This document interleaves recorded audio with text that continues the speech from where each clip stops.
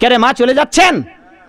ওই মা, শুনুন শুনুন শুনুন, এই মা, বাচ্চা দুটা তো ঘুমিয়েছে, এখানে ঘুম পাড়াও না মা। এই মা, অভিশাপ দেবো কিন্তু। দাঁড়াও দাঁড়াও, ওখানে দাঁড়াও।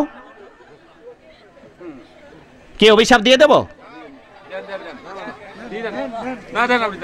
দয়া করে আমার বক্তৃতা শেষ হওয়ার আগে যদি আপনারা পালিয়ে যান, আমি আজ এই মুহূর্তে আপনাদের অভিশাপ দিচ্ছি সবাইকে, অবশিষ্ট রাত্রিতে আপনারা কেউ ঘুমাতে পারবেন না।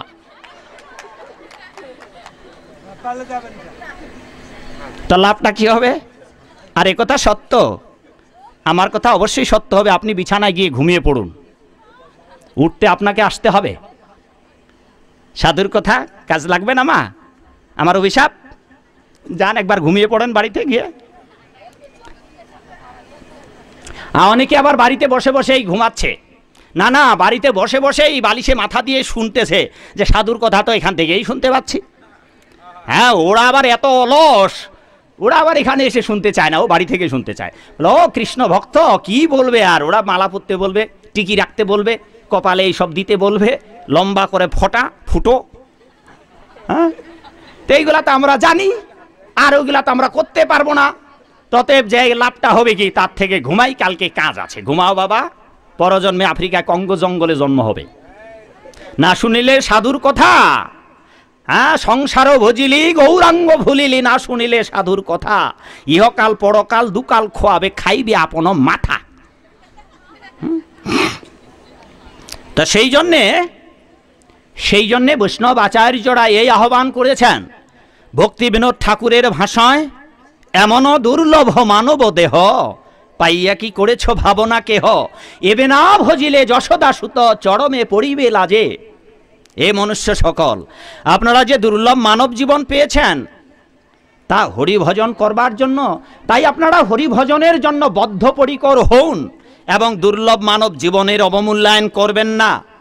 আর এটা খেয়াল রাখুন, এখানে আপনারা অধিকাংশই ভক্তপ্রাণ মানুষ, আপনাদের কর্ণগুলো ধন্য হয়ে যাবে। বংশীধ্বনিতে বৃন্দাবনে ব্রজাঙ্গনাদের আহ্বান করেছিলেন, আর আজ গৌরলীলা এবার স্বয়ং এসে দ্বারে দ্বারে ঘরে ঘরে ঢুকে সবাইকে ডেকে ডেকে সেধে সেধে হৃদয় শোধিল যাচি গিয়া সবাকারে হরিনাম দিয়া। আজ হরিনাম দিয়া হৃদয় শোধিত করবার জন্যে আমরা আপনাদের দরজায় এসে দাঁড়িয়েছি।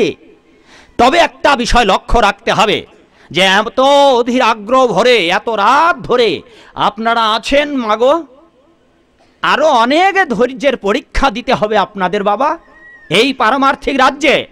এই তো আজকে 3টার পর থেকে আপনাদের এলাকার বিভিন্ন জায়গার ভক্তবৃন্দরা, ওই যে ঘরে ছিলাম, ডজন ডজন ভক্তরা যাচ্ছিল আর আসছিল, আর তারা অনেক প্রশ্ন, যেন ওদের প্রশ্নই শেষ হয় না।